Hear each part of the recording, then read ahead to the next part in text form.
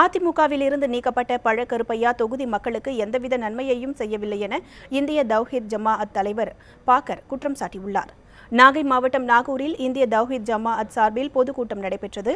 இதில் கலந்து கொண்டு பேசிய அதன் தலைவர் பாக்கர், முதலமைச்சர் ஜெயலலிதாவின் பிறந்த நாளன்று தமிழக சிறைகளில் 10 ஆண்டுகளுக்கும் மேலாக வாடும் ஆயுள் கைதிகளை கருணை அடிப்படையில் விடுவிக்க வேண்டும் என்று வலியுறுத்தினார். அதிமுகவில் இருந்து நீக்கப்பட்ட பழக்கருப்பையா சட்டமன்ற உறுப்பினராக இருந்தவரை தனது தொகுதி மக்களுக்கு எந்தவித நன்மையையும் செய்யவில்லை என்றும் அவரது மீட்டின் மீது தாக்குதல் நடத்தியது கண்டிக்கத்தக்கது என்றும் அவர் பேசினார்.